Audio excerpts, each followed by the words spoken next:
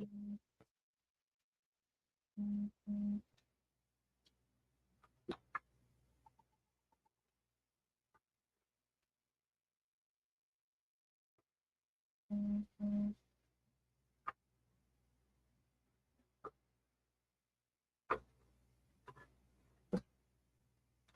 take it no more.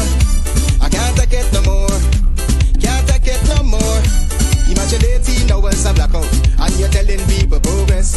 Cost of living gone up 100%. Yet you give public servant less. Mr. President, listen to the people. Search your soul and you will confess. I want you try surviving on the public base. Then you're gonna know but stress. Cause I done fed up. You done fed up. He done fed up. She done fed up. We done fed up. The people fed up. You're hiding corruption inside the cup. Look how evil set up. The people fed up. They don't drive no fair with the citizen. They may want the people speak out. Freedom of speech done gone inside the gutter. Knock off when you open your mouth. Discrimination in entertainment. And you're talking about one Guyana. When the Ministry of Culture keep the big shows. One set of girls and banner. Cause I done fed up. You done fed up. He done fed up. She done fed up. We done fed up. The people fed up. You're hiding corruption inside the cup. Look how evil set up. The people fed up. Every picture you take and promise you make, everything you do is about clout. Then you come into me for I shake your hand, there's nothing to smile about. Corruption inside every sector, but when it comes to them they send you. Try investigate efficiency, right? Go talk to Repercussions too. Cause I done fed up, you done fed up, he done fed up, she done fed up, we done fed up, the people fed up. You're hiding corruption inside the cup, look how evil set up. The people fed up. There and fabricate that. Unless you say who the person is, I can't comment on anonymous people. Okay, well, let's talk about specific individuals. What is your relationship with Mr. Su Jurong? Su? Oh. Em.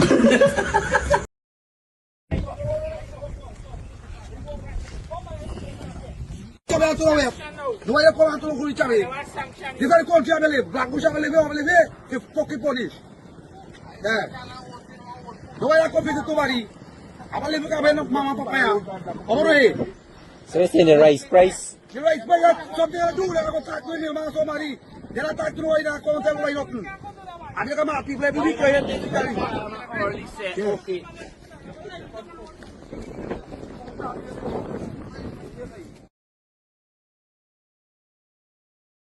Yeah, my name is Jacinti Caldata from Vietnam, and since 1965 I become a voter, and I always place my ex next to the cup, and what they are doing today, I can't take it. So I have no more vote to give to PPP anymore. I'm not going to vote anymore no more. If they have to lose by one vote, they're losing it by data.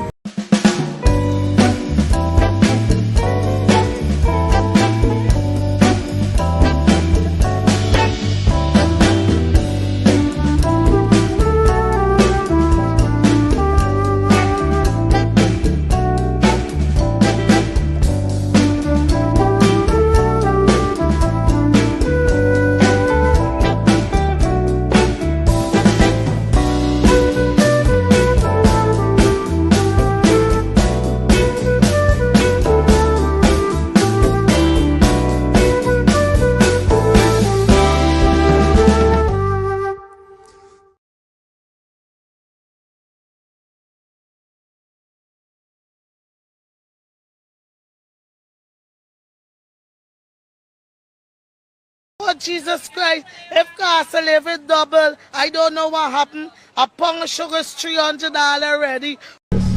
Persons can do so peacefully, and they can, but blocking the road for hours is something that affects Mr. Ali, I saw you block your road. Yes, Mr. Ali. I'm just telling Mr. you. Ali, there are videos with you protesting, you being a scrape and a tug. Mr. Ali, this is not, listen, sometimes we gotta put our position aside. No, this is not position. We gotta put our position aside and place ourselves into people's shoes. You got to understand, even those persons who were traveling, yes, they were inconvenienced, but they understood the reason They understood the reason. I am totally, we understand the inconvenience.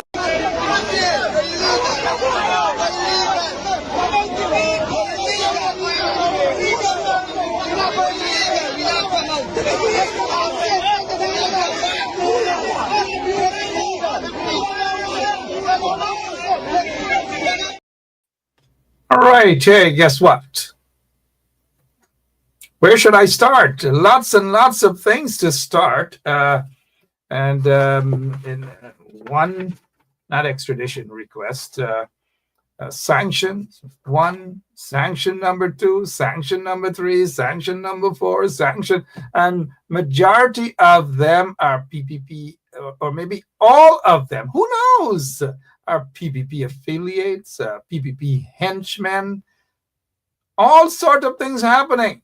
And when Trump got into office, Jack Deere, they gave you the impression that, oh, Marco Rubio is their buddy, this person is their buddy. Where is our executive producer? Can you get Tom Anderson? We need Tom. I'm not sure if Tom is available. A busy guy, probably peeping into all sorts of things while he's writing his book, while he's, well, that senator from New Jersey is going to jail. He's already been sentenced, his wife sentenced, all manner of things. So if our executive producer can get in touch with Tom, please just give Tom a quick call and ask him to be on with us tonight. We got a couple of questions to ask Tom. We want to ask him about the sanctions. We want to ask him about the drug trafficking and all manner of things. Oh, yeah. Hey, guess what? You guys remember this lunatic, right? Well, you know, we've been saving this here for this night. So take a listen. Take a listen to the lunatic. Mark Benchcap, I could tell you straight up. All of y'all get skeleton in your closet. Because it's people like y'all make this country like this.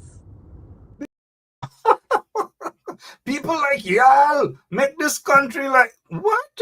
You've got to be kidding me. You couldn't be serious. Mark Benchcap, I could tell you straight up. All of y'all get skeleton in your closet. Because it's people like y'all make this country like this. 3 minutes later, U.S. sanctioned these guys. Yep. U.S. has sanctioned these guys who made Guyana into what it is today. Embarrassment.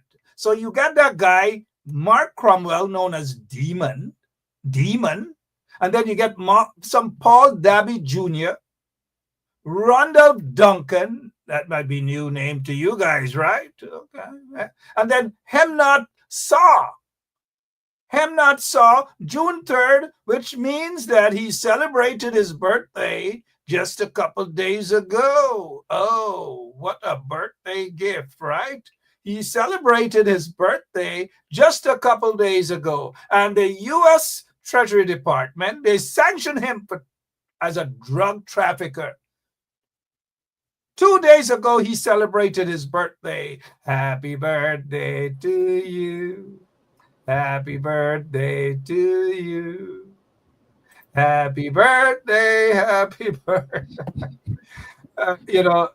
Thank you so much to our executive producer for getting in touch with Tom Anderson here. And this senior police officer, he has been sent on administrative leave with immediate effect.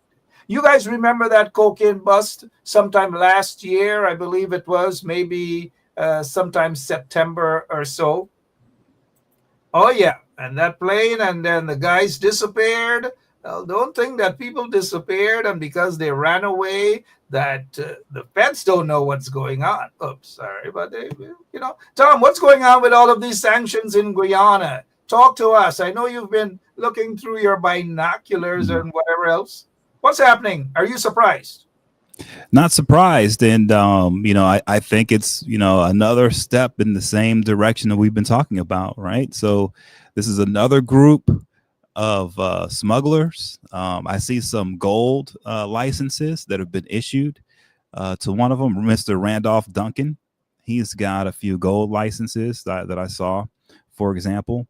And so, yeah, you've got a situation where once again, you can see Venezuela is trying to basically use Guyana as a pawn in order to smuggle drugs, gold, diamonds, uranium, you name it, oil too. And so that's one of the big things I noticed is Venezuela is using Guyana now. And so these guys who are in trouble, they're getting in trouble with the smuggling, but they're doing the smuggling with Venezuela. And that's a big deal because we're talking about your national sovereignty, right? So these individuals are not only breaking the law, not only are they doing things with illicit drugs, but they're doing it with Venezuelans who are trying to take Guyana away from the people of Guyana. So this is these guys are not only bad on every level, but they're also traitors to their own country because they're working with the Venezuelans who are trying to take away your land. So that's one of the bigger things I saw. And I think we might see that more and more, that the people who are not good for Guyana, the people in the government, the people who are getting on sanctions, the bad guys, we're going to start seeing more and more that a Venezuelan connection, I'll bet. More and more of the Venezuelan connection, the drug trafficking, and so forth and so on. I know months ago, this police officer, his name was featured, and they transferred him and they actually promoted him. Any surprise that after the allegations of drugs, that they promoted this cop, and then now the U.S. sanctioned him? And this is what Irfan Ali had to say earlier today, maybe just a few minutes ago. Just a few minutes ago. Let's take a listen, please, Tom. In new scanners and other technology that will help us to strengthen our security. We're also investing in a border control system. With the US, we're working on the port security and the border security. So we have been having a lot of success. So in relation to the sanctions and the police officer, there are a number of things that will happen, of course. The police officer will have to proceed, and administratively, I've already spoken to the ambassador and requested all the information that is available so that we can proceed action. Did the police ever conduct an investigation on its own following the 4-ton cocaine bust in the Northwest? Well, I don't go into the details of the investigation, but I know there have always been tremendous partnership. You remember that Boston Region 1? That's what I'm referring to. Partnership. So there has been partnership, sharing of information, and I'm sure there was engagement from the security front.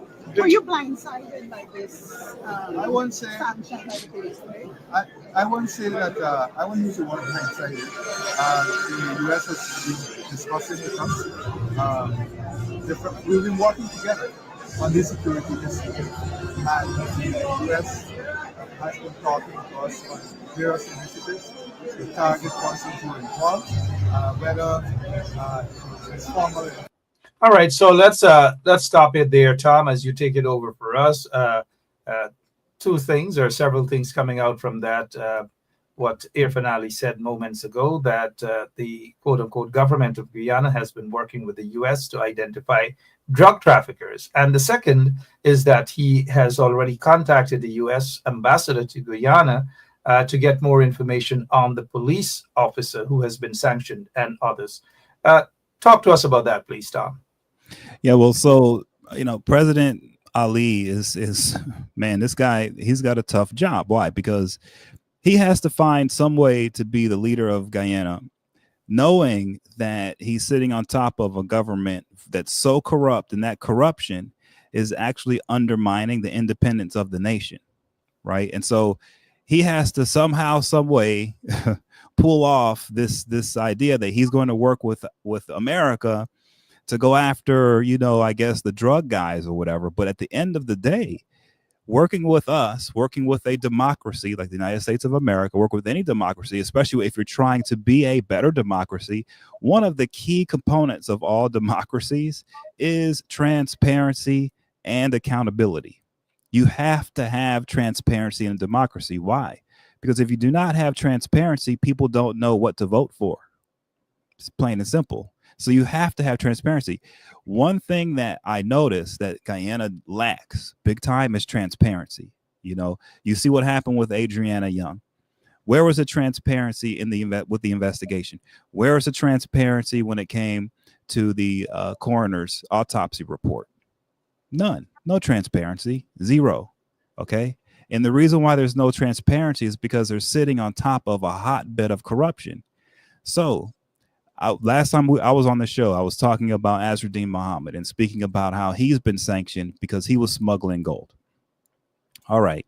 Well, the big problem with the smugglers is who they smuggle the items to. They're smuggling things and they're laundering money for people who are not good people. These are bad people. I'm just telling you, these are bad people. And when they do that, they're making business connections, familial ties. They're drawing evil people into the nation of Guyana is what's happening. That's what smugglers do. Okay, that's just the bottom line. And so you have a situation now where in order for Guyana to be able to, in order for the people of Guyana to be able to live lives of freedom, live lives where they should really not have, financial hardship, considering the amount of natural resource wealth that's in the country, in order for the nation to be able to live the lives that they should be living, rightfully so, you guys need to have your own independence. You have to be independent. But the only way to be independent is you have to have transparency. You cannot be corrupt. So you can't have a guy like a gold smuggler like Azruddin Mohamed as a leader of your country, and then at the same time say that, oh, we're going to be independent. You cannot be independent if you have a smuggler as the president of your country. It's impossible. And here's why I say that. If you look at these last sanctions that were just issued today with the Venezuelans, they use corruption as a way to undermine the independence of your nation. They're using corruption to send drugs through your nation in order to bribe your government officials to make your nation weak so they can take you over. That's what they're doing. That's what this is a tactic being used against your nation. And you have President Ali sitting there, and I'm telling you, yes, we can help you guys. The Americans, we can help. But what we can't stop is the rampant corruption inside of your country. It is that corruption that the Venezuelans are using to take away your independence and to take away ultimately your land. And so that's what's really on the ballot this year. That's what you guys are voting on. That's what the discussion should be about, is how do we as Guyanese people get our independence through a democratic process, right?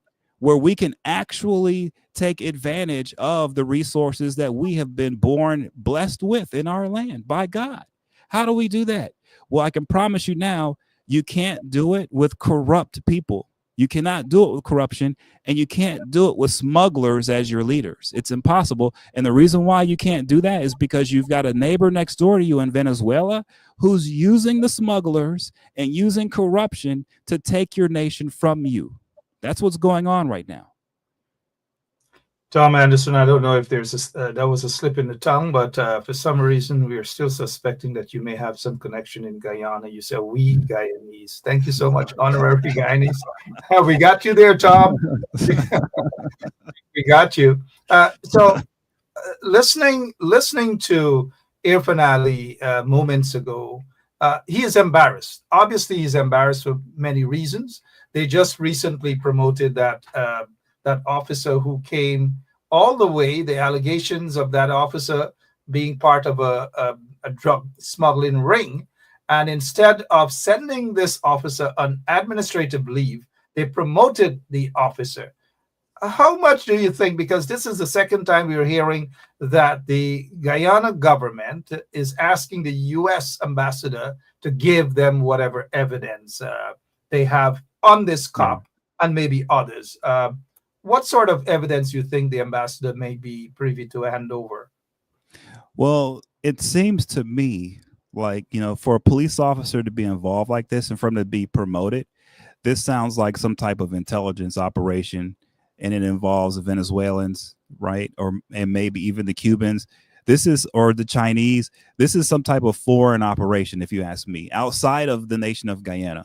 Right. And so what they're asking us for is information that we have that can show the nation, that you show you guys what the real problem you're facing here. Okay, it's not just that you have some rogue cop who's doing his own thing. No, the fact that he got promoted after he got busted means that he works within an entire network, and this network of individuals have enough power within the country to promote police officers even when they get busted for criminal activity.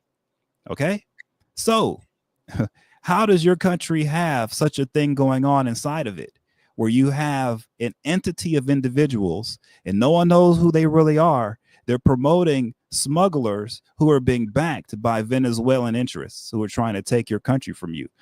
Okay, so that's what's happening. So the question is, what can you find out about that? Well, the Americans are going to know a lot about this. We will know a lot about it. Why? Because it probably ties back to the Venezuelans. It probably ties back to other people who are our enemies as well, right? And so that's the type of information we can give your nation. But like I say, the problem here is clearly the Venezuelans have used the corruption in Guyana to worm their way into high levels of the government, where now they can control the police force from within. That's what you have going on. And that's what this is a sign of, from what I can tell. All right, if you're now joining us, it's Thursday, the 5th day of June, and my name is Mark Benchap. With me tonight, no stranger to you guys, Tom Anderson. Tom, lots and lots of things happening. This is an elections time. We're still 90 days, even though it's just about maybe 80 something before elections. And September, when is elections again? September 1st is elections in 90 days. 90 days. We're still at 90 days. And let's just take a walk over to the United States of America, politics, that is, as we put at ease in Guyana for now. Gosh, I don't know how should I ask you this question. You're smiling. I think you already preempted, but are you surprised, Tom, this Musk and Trump? Hey man, this is one of those epic cat fights, man. This is girl on girl violence right now. This is no joke, man. So these guys are going to continue to scratch at each other. They're going to continue to snarl at each other. This is going to snowball into something epic. And the Trump people are already pushing him to go in and take SpaceX from Musk, to nationalize SpaceX. So this is getting real crazy real quick, and I'm not surprised, right? But what I do think is this: with Elon Musk not in the mix, right? Remember, Trump has been using Musk as sort of the guy with the whip, to crack the whip over the Republican Party to keep them in line, and saying, hey, if you guys don't go along with the Trump agenda, then Elon Musk is going to bring his hundreds of millions of dollars to bear, and he's going to kick you out of office, right? He's going to, in your next election, you're going to be out of there. So now that threat isn't there any longer, how does Trump keep the Republicans in line? How does he force them to toe the line when there is no election threat on the other end? I don't know. So I think this might signify or symbolize, or this may be the beginning of the end of the Trump presidency as far as legitimacy goes, as far as power goes. I think this is turning into a lame duck presidency within the first quarter of his presidency, actually, of his second term. And I just don't see how he gets out of this tailspin, Trump. There's only one way out of this tailspin, and I don't put it past him: some type of national emergency where he can act like the hero and save the world or something, but they'd have to create it. So I don't know what he'd create, something with the electrical grid or something. I don't know. But at this point, that's where we're at in America. So everyone, don't be surprised if the entire East Coast goes without electricity for an entire week. If that happens, the reason why is because Trump's in trouble and he needs to save his presidency. Just Elon Musk, I think I saw somewhere where he has alleged that, look, had it not been for his involvement, the Democrats would have taken control of the House and possibly the Senate as well. And he's saying that he is the one who is responsible for ensuring that Trump got into office. This is going to be a huge feud, guys. Get your popcorns, get your tamarind ball, your plantain chips, whatever. This is huge because Trump is not going to give up and Musk is not going to give up. And we wouldn't see those plane loads of people coming from South Africa. You know, it's not going to happen again. But who's going to win this fight, you think, Tom? I think Elon Musk is going to win this fight, actually. You think so? Yeah, I think Elon's going to win this one. He's going to lose money. He is the stock for Tesla, plunged 14% already. By tomorrow, it's going to go to maybe 25%. Who knows? Yeah, but Trump could take away his citizenship too. National security interests. Yeah, but I just think this is too big of a blow to the MAGA movement and to Trump. I mean, Elon Musk is right. I mean, he really is the reason why Trump is even president right now. And losing such a big supporter like this, I don't see how he makes it, because you got to understand something too. You know, he's already made enemies of over half the country. Like, Trump came into office saying flat out, every single Democrat or anybody who is not a MAGA Republican is his enemy, period. So even if you're a Republican in America, if you're not a Trump Republican, you're the enemy. So he's already made basically 70% of the country his enemy. Trump has made Canada his enemy. He's made Mexico his enemy. He's made China his enemy. He's made Russia. The only friend he has is Russia. He's made all his other enemies, right? And now on top of that, he loses Musk. I don't know how he recovers from this politically. I think he's in a permanent tailspin now, Trump. And I just think it's going to get worse and worse for him, more so than Elon Musk, in my opinion. Well, Trump has an elections that he could possibly lose. Midterm elections coming around. What Musk has to lose is billions. And we see that the Tesla shares plunge 14%. By tomorrow, it could reach maybe 20%, 25%, who knows. But midterm elections next year, any bets that Elon Musk might now spend some of his millions on Democrats to win the House and the Senate? Well, how interesting is that? Well, that's the thing. So you have to remember something. Elon Musk just finished downloading all of the information our entire government has. He got it all. That's what Doge was doing when they went from agency to agency. When he went to the Department of Treasury, when he went to the IRS, he downloaded everything, all of it. Okay, so he's got the goods on all of these corrupt guys. That's why I say I don't know if he's going to go anywhere, because he's got a treasure trove of information by being in the guts of government now in that Doge operation, and he can use that information now in so many ways to hurt so many people politically. So I just don't know. I think he's going to recover from this actually kind of easily. I'm telling you, it's going to be Trump and these Republicans who are going to be done. And I don't know if Elon is going to fund Democrats. I don't know that. Maybe he does, maybe he doesn't. Okay. But I actually think he might fund the guy like Mark Cuban. Right. And if he does that, if Elon Musk joins forces with a guy like Mark Cuban, right? Or here's another name I'll throw out to the audience. Okay. This guy named Michael Dell. All right. If he joins forces with those guys, bro, like there's going to be some trouble for people politically on all sides. So that's where this may be going, by the way. This may be going more to an independent kick, to something that the world hasn't seen before in America. It may be going there. That's my prediction. I think that's where it's going, man. All right. Let's, in the coming days, maybe Musk may want to annoy Trump by having a meeting with minority leader of the House, Hakeem Jeffries. Who knows? Just to annoy Trump. But one of the things before we move back to Guyana,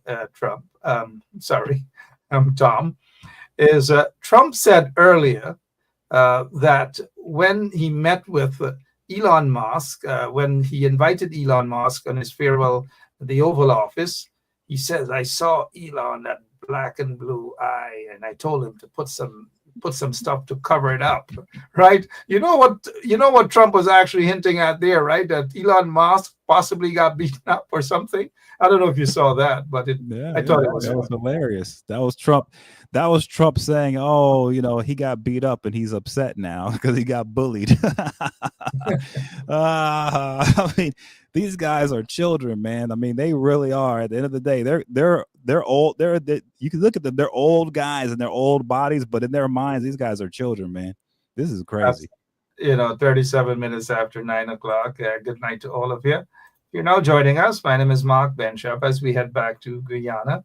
Let me ask you a quick question here. As we saw in the Reuters report that the U.S. was probing Exxon contractor, that is the Mohamed's Azruddin Mohamed and his father, Nazir, probing those guys for, smuggling drugs and gold and assassination and all manner of things. Serious allegations leveled against these guys, and possibly some indictments already leveled out against these guys. Who knows? Maybe extradition late. Who knows? Now, here's this question. Even with all of these things, the Mohammeds were invited to Barbados. And then, of course, weeks later, this list came out. Weeks later. But what is surprising, though, and I spoke with a source over in the United States in one of the law enforcement agencies, did say that surprisingly, the Mohammeds aren't on the list, today's list, for drug smuggling. What do you think transpired in Barbados with the Mohammeds as they, quote unquote, cooperated?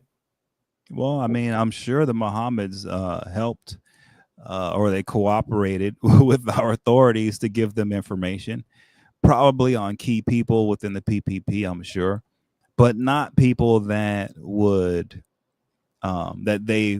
here's my opinion.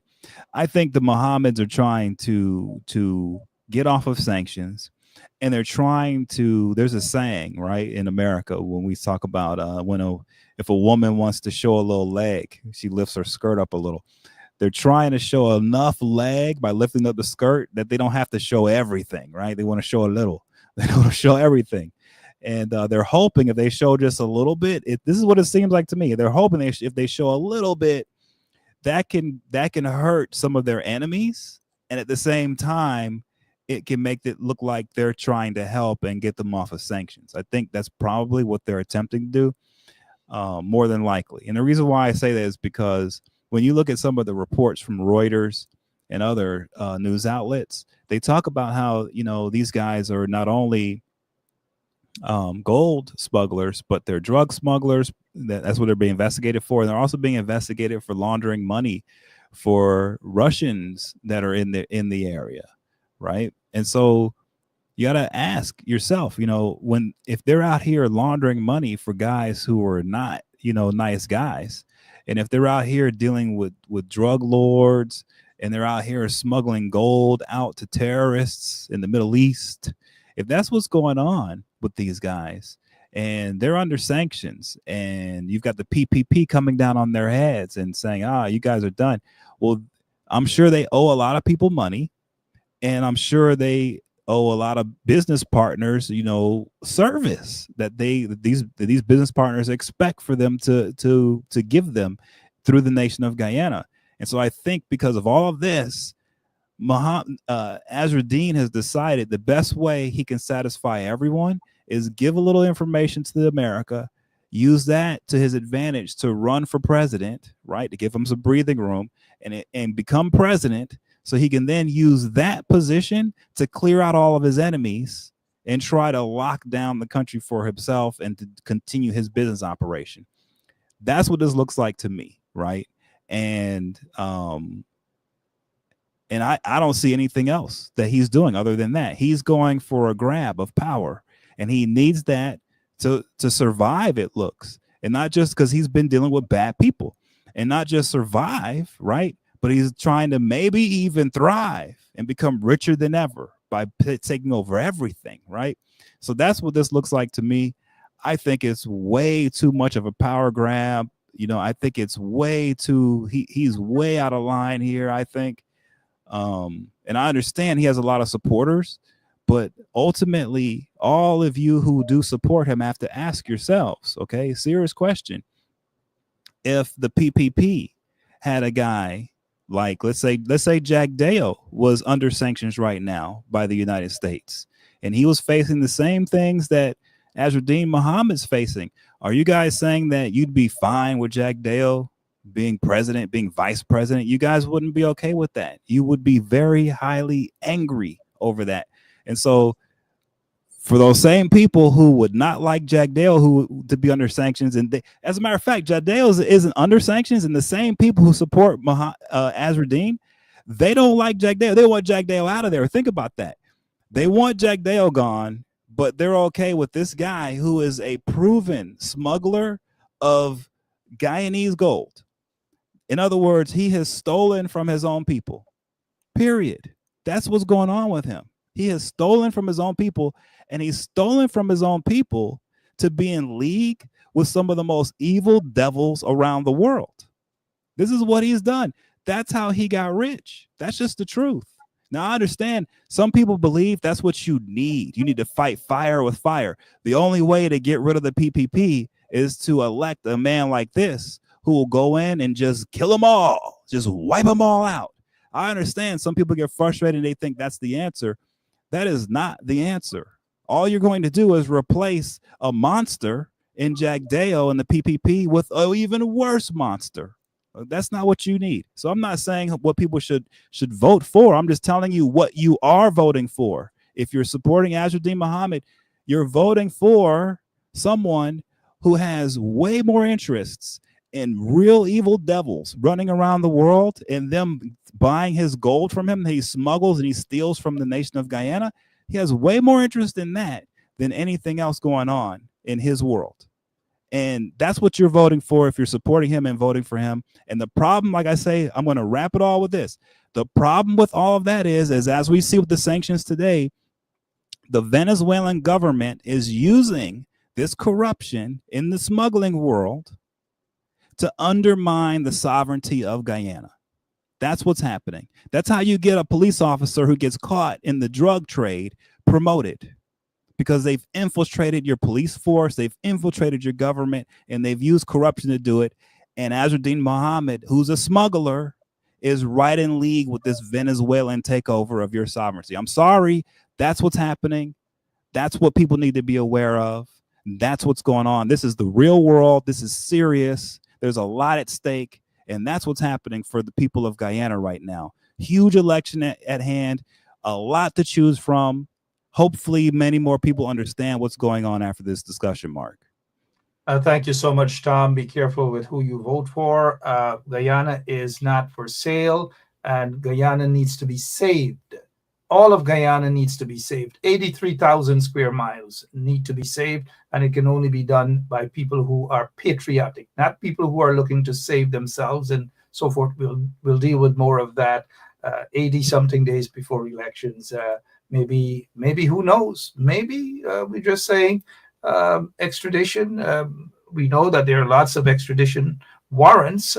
It is just that the U.S. are not comfortable handing those extradition requests over to the government of Guyana, because lots of those ministers and other players within the PPP regime are complicit in a lot of things. We saw what happened with this lady, as she was connected to the Mohammeds, and lots of people being sanctioned, people's visas being revoked, and all manner of things. And it is very, very scary. It is, I noticed somebody in the comments said it is very scary. It will get even worse as we approach elections time. Now, Tom, these guys, obviously when OFAC sanctions you, they cannot travel, and immediate members of their family cannot travel as well. If they have visas, all those visas will be revoked. But how devastating is this? Because we know that some of these guys are connected to the PPP regime. We have seen Mark Cromwell, also known as Demon, has been connected. He associated himself with not only Jack Dale, not only Irfan, but the Minister of Youth, Sports and Culture. How dangerous is this? And that connection is to the PPP regime.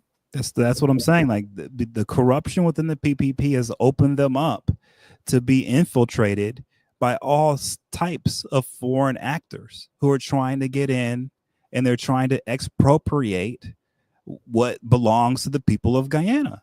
That's what's happening. Okay, that's what everyone is dealing with in Guyana. If you're wondering, hey, why are things getting harder? It's getting harder because you have outside forces infiltrating your country through the corruption that is festering within mainly the PPP, but it's a cultural thing. That's the problem, is that culturally, the nation of Guyana is just open to, with the corruption, they're open to these influence operations from foreigners who are trying to get in, and they're trying to expropriate and steal everything in the land, is what's happening. It's just the bottom line. And I'm speaking as a foreigner. I'm just telling you from a foreigner's perspective. You see a nation like Guyana and you go, oh man, you look at it. I'm telling you, we have a lot of corruption in America. There's corruption all over the world. But when you look at Guyana, with how much there is to take from the people of Guyana, there are so many people around the world who are dead set on taking everything you guys have. And so they're using the corruption to get in, because what are they saying? Okay, I may not be able to go into the nation of Guyana and do anything good for their people, but I can pay off their corrupt politicians. I can buy them off, and I can get me a gold license if I buy off enough people, and I can steal a bunch of gold. And while I'm stealing the gold, I can hook up with the Venezuelans and get a bunch of cocaine. And then I can connect that with weapons coming back in, and then I can launder money, and then I can start smuggling human beings too. This is how it works. And so as long as the corruption aspect is there, where a foreigner can come in, a Venezuelan or anyone else can come into the country and pay off a government official in order to get a gold license. They can pay off a government official in order to be able to smuggle goods out of the country, right? Tons of gold. If that's happening, then you guys are wide open for being infiltrated and taken over, lose your independence. And no matter how much you fight, no matter how hard you work, everything that you work for will be stolen from you through this corruption that's undermining the entire country. Tom, before we move on to some other subjects, just about, 12 or 13, maybe 14 years ago, the investigation with the Curacao, that gold heist in Curacao. I don't know what I should say on that, but I do know that you've been keeping an eye on that since way back when. Somebody out in Miami was actually convicted, but what happened to that gold bust, that gold heist, and connections in Guyana and so forth? And what has happened? Is it part of the sanction that we're seeing now against the Mohamed? Well, it could be. It's possible. I think the bigger issue when it comes to the Mohammeds is Middle East stuff. I think that's their issue. I think somehow, some way, the gold that they've been smuggling out of the country has gotten into the hands of the Iranians. And the reason why I say the Iranians is because, remember, the Guyanese government has been giving Guyanese flags to Iranian oil vessels for them to be able to get underneath sanctions on their oil. So if the government of Guyana has been giving the Iranian government Guyanese flags to put on their oil tankers to be able to get under sanctions, then I'm sure they've been allowing them to get the gold out of the country too, and whatever else, nuclear material as well. Okay, so I think that's their bigger problem, that they've got stuff going out to the Iranians and stuff, and that is a terrorism problem. And that's why I say, the Mohammeds, I don't know if they even understood who they were partnering with over the years, really, really, truly understood. But when you partner with some of these people around the world who are terrorists, you can't just say one day, I don't want to be your partner anymore. No, that's a blood partnership. Once you partner with a terrorist, you're partnered with them for life and through eternity. And that's what's happened with the Mohammeds. They've partnered with people who are terrorists, money launderers, all of that madness. And those people don't let you off the hook. They don't let you just live your life normally. No. They're going to force the Mohammeds to do whatever it takes to continue the flow of illicit drugs and everything else, that they were involved in over the years. And if he becomes president, they're going to force him to use the presidency of the country to allow them to steal everything out of the country. And there's nothing anyone will be able to say about it, because he's already bound himself to these evil people long time ago. That's what's really happening here. And that's what I think his real problem is who they've really partnered with over the years. They've got to be some really evil, sick individuals. It's got to be the case. And that's why there's so much pressure on them. Lots and lots of pressure. Maybe in the coming days, we'll see more pressure on more people in Guyana. Who knows? Who knows? Maybe extradition request. Who knows? Let's go back to Irfan Ali and his scary speech. New scanners and other technology that will help us to strengthen our security. We're also investing in a border control system. With the US, we're working on the port security and the border security. So we have been having a lot of success. Now, in relation to the sanctions and the police officer, there are a number of things that will happen, of course. The police officer will have to proceed on administrative leave. I've already spoken to the ambassador and requested all the information that is available so that we can proceed in action. Did the police ever conduct an investigation on its own following the 4-ton cocaine bust in the Northwest? Well, I don't go into the details of the investigation, but I know there have always been tremendous partnerships. You remember that bust in Region 1? That's what I'm referring to. Partnership. So there has been partnerships sharing of information, and I'm sure there was. Tom, Irfan Ali just said that bust in Region 1. They were cooperating and there was partnership and so forth. This is the same Irfan Ali. Under his administration, they went and they promoted the same guy who was under investigations. And the U.S. authorities, I'm almost certain, told them that this guy was part and parcel of drug dealing in Guyana. He was facilitating drugs for drug lords and so forth. They transferred him, and instead of putting him on administrative leave, they promoted him. The hypocrisy, please, Tom. Yeah, that's what, like I say, that's the big. They can't help but to be hypocritical, right? Because they're trying to claim that they're running the government of Guyana in a perfect way. They're trying to claim that there's no corruption whatsoever. They're trying to claim that there's no fraud or abuse. None of that. That's what they're claiming. But the reality is a total opposite, right?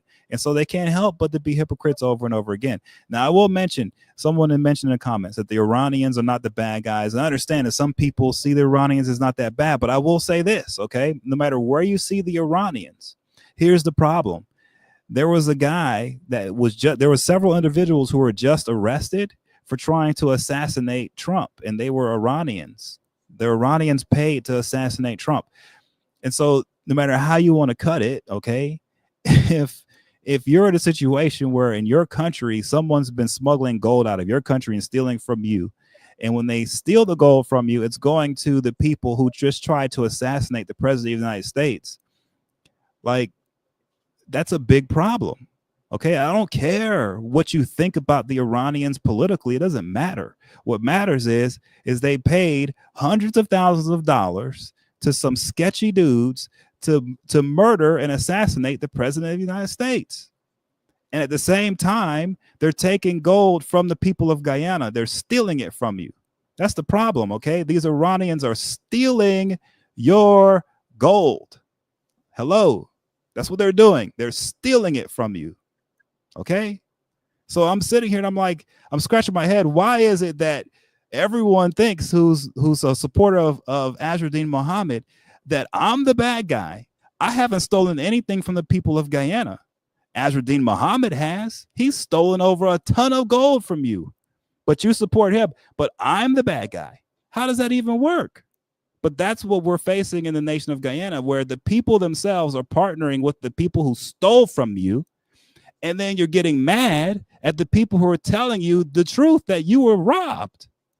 You were stolen from. This guy stole from you. That's what Azzuddin Mohamed did. He robbed you blind.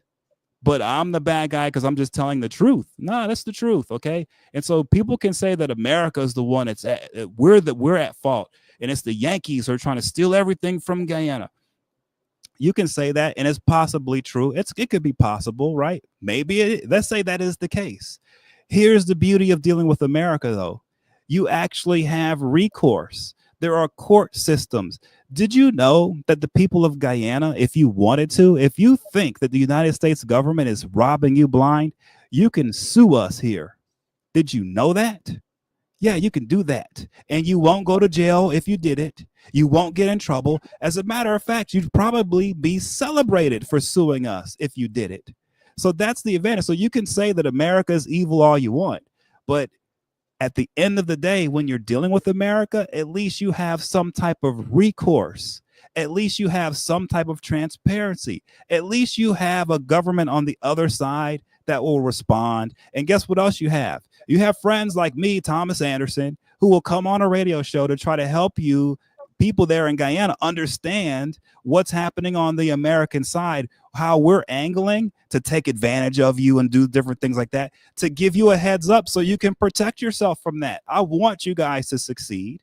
And I'm sorry that your best choice is a gold smuggling drug guy named Mohamed, who's partnered with bad, evil people around the world and has stolen over a ton of gold from his own people. He stole from you. I'm sorry that's your best candidate. I am so sorry for some of you, but I'm telling you, he's not your best candidate. It's better off to go with whoever else you need to go with, but do not go with the guy who's already robbed from you blind to your face, stolen from you over a ton of gold. He's stolen from you. That's not the guy you need to support. I'm sorry. Tom, thank you so much. I have nothing to add, but a smile. Look, be careful, guys. Elections right around the corner. Tom, the effect of this sanction, this serious sanction, it is not only on these individuals, but family members as well and business partners. Visa revocations of their immediate families. Of course, they can't travel themselves. Talk to us a little bit about the sanction and the revocation of visas and business partners and so forth. And what's possibly next? Extradition requests? Well, I think there's going to be some more sanctions that are going to hit next. And the reason why is because as the sanctions hit people, what they do is they adjust the way that they do business and they start to move the money around. And when they move it around, we catch it. And we start sanctioning the new entities and the new individuals that they're using as pass-throughs for what they're doing. So there's probably going to be more sanctions before there's any extradition. With that said, we're still at the point where I think our government and what we're working with you guys on, we're still collecting the bad guys. We're still in the process of getting all of them. We're not ready yet to be extraditing people, I don't think. We're still in the process of trying to get as many of these bad guys identified as possible to help with your situation there. Because I'm telling you guys, you cannot have police officers getting promoted who are in the drug trade and expect to be able to do anything in your country. I'm sorry. So you desperately need our help. We are helping as much as we can, but I think we're still in the process of getting more bad guys sanctioned, in my opinion. And the way sanctions work is simple, okay? You cannot do business with anything in the Western world, okay? You may be able to do some business with China, maybe, but even the Chinese will come after you. Even BRICS will come after you if you're on sanctions. So it basically shuts you down where you can't do modern banking, okay? And on top of that, you can't travel anywhere. As soon as you land anywhere in the world that's a partner of ours, they're going to grab you, and that's it. You're off. So yeah, this is tough stuff, and to get off is almost impossible. Most of the time, the only way to get off is when you die. Absolutely. All right. Tough to get off indeed. More sanctions, possibly. Who knows? Maybe extradition request. We'll see what the Attorney General of Guyana, since Irfan Ali said they're cooperating now with the U.S., the U.S. may just throw them maybe 5, 6, 7 extradition requests. Hey, look. They need a couple of those guys. And look who they're going to probably send. Maybe that guy Demon from Buxton. The small fish. They might be big in certain communities in Guyana, but small fish. They might give up a Demon. They might give up, who else? They might give up Paul Darby Jr. Who knows? who knows? But Tom, as it pertains to giving those guys up, do you think the government of Guyana is serious about signing any extradition request? Well, yeah. Look. If they get a request, bro, these guys are out of there. There's no doubt about it. As soon as the request leaves the printer, bro, that's it. These guys are cuffed. They're gone. All right. So I have no doubt if the extradition request lands, bro, it's over. Whoever gets hit with that, you're out of there. That's for sure. The question is, are they going to hit? I don't know, man. Look, just because you're sanctioned doesn't mean it's guaranteed we're going to ask for an extradition. Okay. It doesn't work like that. Usually the sanctions are just what happens. You get sanctioned and they'll continue to sanction more of the entities connected to you, and they'll continue the process, and they'll go after people that are trying to partner with you and stuff like that. As far as extradition goes, I'm not sure that's going to happen, Mark. It could happen, but I don't think we're at that place yet. Not yet. I don't think. Yeah, but maybe they just don't trust the government of Guyana fully. Tom, this question here, because we saw it in OFAC when the Mohammeds were sanctioned. When the Mohammeds were sanctioned, and it was said in the report that they senior government officials facilitated and were in bed basically with these guys. So obviously they could not have survived or gotten to the part that they have without the help of senior government officials, maybe Irfan Ali, maybe Jack Dale, and all these guys knew what was happening, but yet they're crying because they're fighting each other now. What's your take on Jack Dale attempting to make himself look clean in all of this? Well, it's funny because when Ashardine Mohamed was asked, hey, if you became president, would you make up with the PPP? Would you still work with them? And he said he would. He said he would. Wait a minute, Tom. I didn't realize you heard that. You seem to be looking into everything going on, and that's interesting. The same people that he's after, he's now claiming that he will work with them. Yes. I don't know, but tricky. He said, "Oh, in the interest of Guy, interest." Continue, sir. Yeah. Sorry about that. Because he's a PPP guy. Okay, he is one of those corrupt PPP guys. That's who the Mohammeds are. That's just what they are. Now, I'm sorry that so many people think that they're the answer because these guys are fighting now. But the reality is, no, they need each other. They need each other. They do. These guys have been a team for a long time. This is how Jack Dale has gotten into the power he's in. This is how these guys have gotten as wealthy as they have. They are partners tied at the hip forever to eternity, these guys. So no, it's not a situation where if Ashardine Mohamed wins the presidency, Jack Dale's in trouble. He is not in trouble. These guys are friends. They're going to make up. All right. The problem is Ashardine Mohamed needs to be the president to try to be able to save his empire. And that means that he has to go after Jack Dale a little bit, but he's not going to hurt Jack Dale, his brother, in the end. That's not going to happen. That's his brother. Well, Tom, there's another part. I'm not sure if you heard this. This guy, this chap, whatever he is, Mohamed, said, pleading with Irfan Ali that they are Muslim brothers together. That's right. Yeah. And I hope a lot of people pick that up, you know. What is your take on that when you heard him pleading with Jack Irfan and say that they are Muslim brothers and Muslims should not treat each other like that? What is your take on that particular statement? Well, that's how he lives above the law. I don't believe Ashardine Mohamed has ever had to live underneath any law his entire life.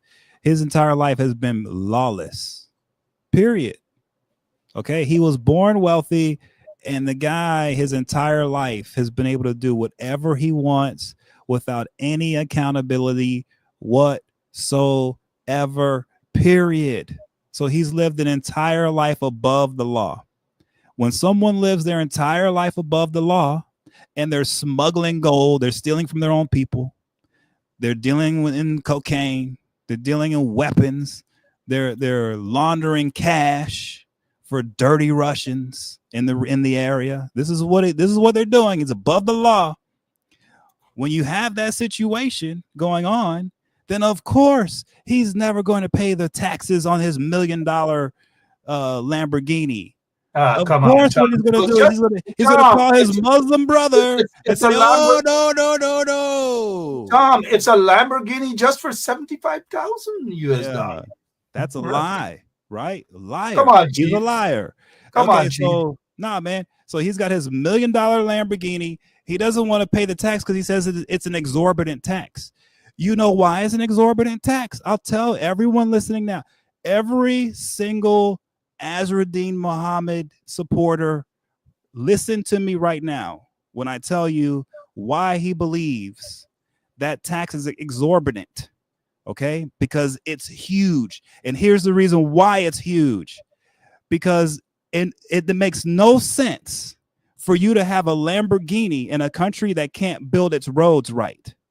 If the country doesn't have money for roads, why do you have a Lamborghini there? What are you riding it on? What are you doing? So the reason why there's exorbitant taxes on cars like Lamborghinis is because the government's saying, hey, man, we need money to build roads. And if you're going to try to bring a Lamborghini here, then we're going to tax you a lot in order to build the roads for that car to drive on. How else are you going to drive the car on the road? How are these roads going to be built to drive Lamborghinis on if the people who own the Lamborghinis aren't paying? So Azruddin Mohamed expects someone who doesn't have a car to pay for the road that his Lamborghini drives on. How does that even make sense? But that's what he did. That's why he only paid $75,000 for the Lamborghini, because the taxes are exorbitant. It's evil what they do to us rich guys in Guyana. It's not fair that they make us pay to build roads to drive our Lamborghinis on. It's the poor people who don't have cars who need to pay for those roads for my Lamborghini to be on. This is the life he lives. And I'm shocked that anyone supports this. It's beyond me. Give me a break. Same here, Tom. Beyond me. But give me a break. This is the same guy. We're hearing about Lamborghini nonsense now and GRA chief. But we're not hearing anything about the 83,000 acres of land. You know, when Guyanese are struggling to get a piece of house lot. Anyways, Jack, they should talk about that. Who gave them the 83,000 acres of land? Anyway, Tom, lots and lots of things. We want to talk more about the elections. Elections around the corner, Tom. It's around the corner. Still, as we move away from this nonsense for now, mind you, we are hearing that some police guy shook his hand, and the policeman was transferred with immediate effect.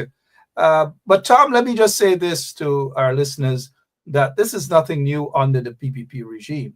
And this is where I say, no matter policemen, I don't know what's your take on this, but this is nothing new. I recall when was it? In 2010. Some of you probably wouldn't remember, but Superintendent Das was transferred to Berbice with immediate effect. Ishri Das, I think he's dead now, refused to charge me when I protested in front of the Le Repentir Cemetery. It was a trash den, so to speak. And Ishri Das, Superintendent Das, refused to arrest me. On the radio, I heard when that corrupt guy, Commissioner of Police Henry Green, he's now dead, said, arrest Benchop.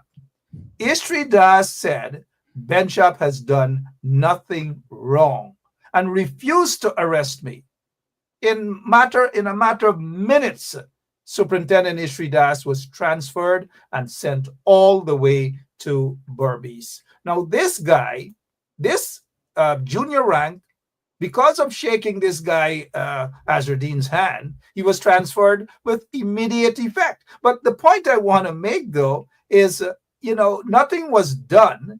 Jagdeo and Irfan and all these guys, they liked it when hundreds or probably dozens of policemen and women lined up a long line in front of Azruddin's and his father's office, collecting a little $5,000 and $10,000 and so forth, when he was paying out police officers, something that should not have happened, nothing was done then. What is your take as we prepare to wrap up, Tom, on what I just said? Well, when that happened, when I saw that happen, I said to myself, well, okay, so the PPP have decided, right, that they're going to make sure that Azraddin Mohamed can only campaign in PNC areas. That if he tries, wait a minute, wait a minute, Tom. Yeah. A lot of people are going to want you to repeat that because it is exactly what is happening. But let me just press the repeat button. Go right over again, sir. Start over again. Yeah, when I saw this, I said, oh, these guys are going to force him to do nothing but campaign in PNC areas. If he tries to go into a PPP area to campaign, the police will not protect. The police are going to run away. He's not going to have any protection. They're going to send goons out there to intimidate anyone who tries to even talk to him in a PPP area. So they're going to force this basically to make sure that the only way that Azraddin Mohamed can make an impact on the election is if he hurts the PNC and he helps the PPP. That's it. And they're going to force him to be in only PNC areas to campaign, and that's it. Force him. We're seeing evidence of that. Do not be fooled, guys. Tom Anderson, more sanctions might be on the way, maybe soon. We don't know how soon that is. But what can be done to put Guyana back on the right track? We saw what happened in 2015 to 2020. Guyana was beginning to be on the right track. We saw it. There's no ifs, ands, or buts about that. But before we go to our closing remarks, let me just say that this guy, and not this guy with that big gun, I'm sure he doesn't have the gun any longer, but this guy. Mark Benchcap, I could tell you straight up, all of y'all get skeleton in your closet. Because it's people like y'all make this country like this. Respect the same.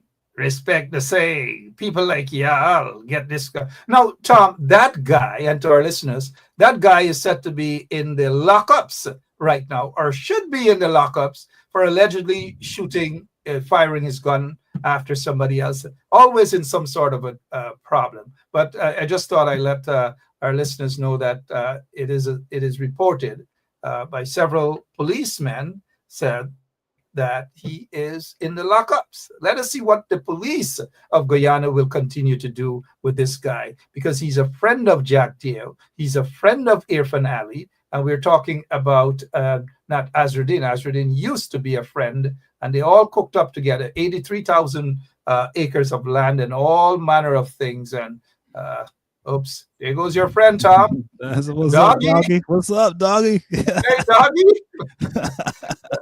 Tom, I like Doggy. I actually like Doggy, man. I actually like Doggy. He's a good entertainer. He's preaching now. He's preaching now.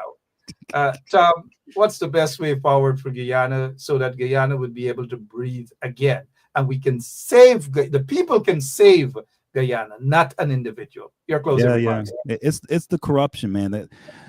The corruption has to be dealt with because there are too many outside forces getting into the country, into the government through the corruption. It's the corruption. And the best way to deal with corruption is with transparency, is to bring sunlight to the situation, to allow people to see what's going on, right? And so there are many, many ways to do that. But I do think a start would be for the government to create a commission. Some type of corruption commission to with some teeth that can go in and can actually advise your nation's attorney general and everyone else on who should be investigated, who should not be in office, who should be censured, all that stuff. A commission needs to be put together just on corruption, because to me, I think it's a national emergency. I think it's so bad, and it's undermining your nation's independence in such a way that without dealing with the corruption, I don't know if anything can be done to help the nation at this point. That's the problem. It's the corruption, and it has to be dealt with. And I think some type of commission needs to be put together to start that ball rolling. Got to start the ball rolling. Guyana got to be able to breathe again. Too much corruption. And Tom, the thing is, I wanted to ask you there, I noticed some bumps are raising. Is okay. some bumps are raising, and we're seeing the bumps. They're now stepping in, the trench grapples. They're beginning to get the message. And remember, OFAC, if you associate with people who are sanctioned, association doesn't mean if you shake somebody's hands, which is what the U.S. ambassador said. But if you do business and money transactions and all these sort of things, then it's a different ball game altogether. Hey, I don't know. We'll be back tomorrow, Friday, same place, same time, right here on 107.1 FM. I know I had a final something to say that when Trump administration got in there with the help of Musk, as Musk is saying now, Jack Jay and Irfan, they were all happy, and Anil and some of the PPP supporters, they were all happy. Oh, yes. Tom, do you think they're happy now? I told you. Remember I told you, Mark? I said, oh, they think that Trump's going to be their friend. They better think twice, right? Because here's the truth, man. There really aren't any friends in this world right now. Not in the world we're in. The world we're in 2025, it's every man for himself. There really aren't any real coalitions. There's really no real friendships happening. And so, no, they're not going to, the PPP guys, they're not going to be able to slide by on this one. They're either going to have to deal with that corruption and put an end to it and fix it permanently and get a real system in place, or they're not going to be in power for long, man. And it's not some outside force that's going to actually do it. It'll be internally, because already I think it's a really bad sign that so many people see Azraddin Mohamed as a legitimate candidate for president, right? That's a real bad sign. That's saying that there's an education problem in the country. That's saying that there's a leadership problem. That's saying that there's a cultural problem. There's just a straight up cultural problem happening. And I'm not trying to criticize the country and to say you guys are lower than America, because it's not the case. What I'm seeing in Guyana, I saw here in the United States. We elected Trump, a convicted criminal. Okay, this was a bad look on us in our society, and it reflects badly on us and tells you what we're really all about in America by electing Trump. So I'm telling you, and I did not support Trump. So, and I never have. So I'm being very consistent when I'm being counter to the Trump types, to the corrupt types. I think it's a bad sign when a society turns to a criminal to be a leader. It's a bad sign. It's showing that the world is out of control and there really aren't any friends out there, right? And so that's how I knew these guys were not going to have a good time with this Trump administration. It's only going to get worse too, because these Trump guys are on a tear, and they're not holding back, man. So it's only going to get worse, and we're going to see a lot. We're going to see more sanctions on people there in Guyana for sure. You know, when Trump got elected, how many 35 felony convictions? I kind of knew that others will be bold, like the likes of the Mohammeds and those guys, even though the Mohammeds, they have not been convicted, at least not yet. But we're told that there are some serious indictments leveled against them. Just a matter of time, if at all, there will be the extradition warrants issued for them, if at all. But what we do know is that there are extradition warrants, lots of extradition warrants, just that it's not yet in the hands of the government of Guyana. Maybe the U.S., maybe they're reluctant to do so under the PPP regime. Tom, as always, thank you so much for your time. Hopefully, we'll see you back soon, right here on 107.1. Have a good night. Thank you. Yep. Tom Anderson there for you guys. And hey, I got to go, guys. But before, why don't we just say a prayer? I'm just kidding with you guys.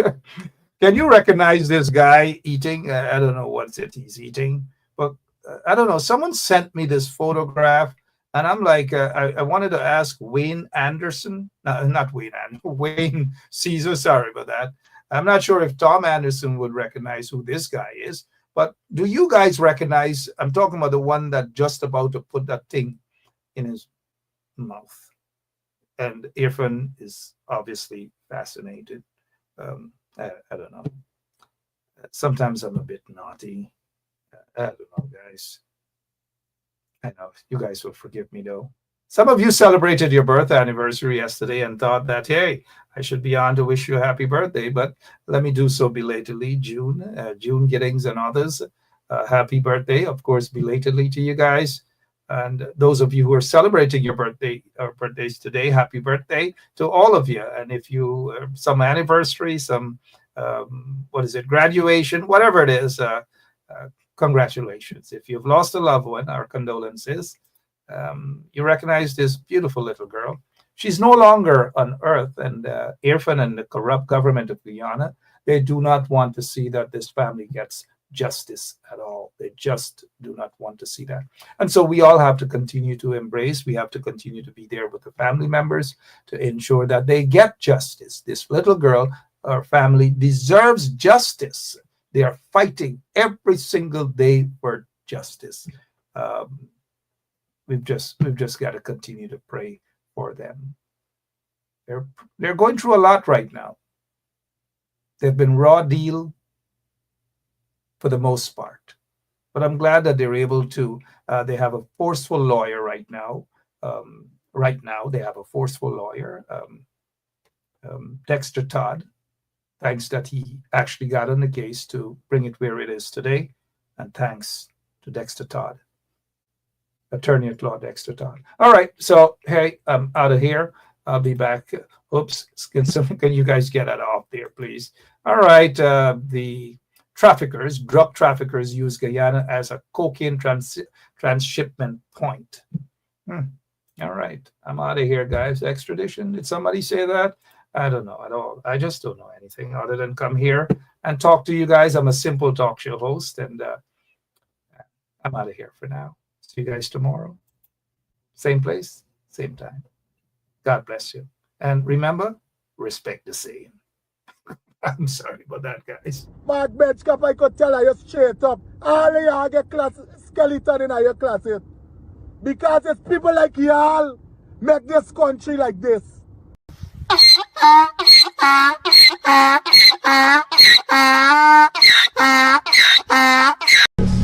Persons can do so peacefully, and they can, but blocking the road for hours is something that Mr. Ali, I saw you blocking road. Yes, Mr. Ali. I'm just telling Mr. Ali, there are videos with you protesting, you being a scrape and a tug. Mr. Ali, this is not, listen, sometimes we gotta put our position aside. This is not position. We gotta put our position aside and place ourselves into people's shoes. You gotta understand. That's what the police do. The police guilty. The police guilty. The police guilty. The police guilty. Are you guilty, man? Are you doing this, man? Are you doing this? Are you doing it? Are you fucking doing, man? Are you doing this? Are you doing it? Persons can do so peacefully, and they can, but blocking the road for hours is something that Mr. Ali, I saw you blocking road. Yes, Mr. Ali. I'm just telling Mr. Ali, there are videos with you protesting, you being a scrape and a tug. Mr. Ali, this is not, listen, sometimes we gotta put our position aside. This is not position. We gotta put our position aside and place ourselves into people's shoes. You gotta understand, even those persons who were traveling, yes, they were inconvenienced, but they understood the reason. They understood the reason. We understand there and fabricate that. Unless you say who the person is, I can't comment on anonymous people. Okay, well, let's talk about specific individuals. What is your relationship with Mr. Sujurong? Su? Oh, Su? em. Ông hiểu. Em.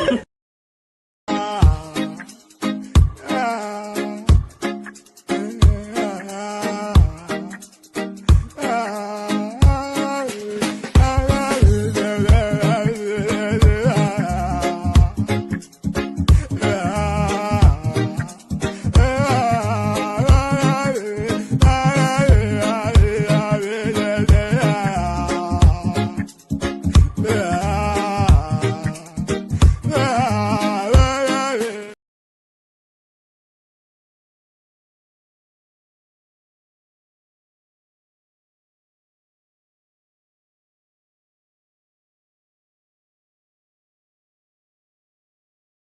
Yeah, my name is Jacinty Caldata Francis Vietnam, and since 1965 I become a voter, and I always place my ex next to the cup, and what they are doing today, I can't take it. So I have no more vote to give to PPP anymore. I'm not going to vote anymore no more. If they have to lose by one vote, they're losing it by data.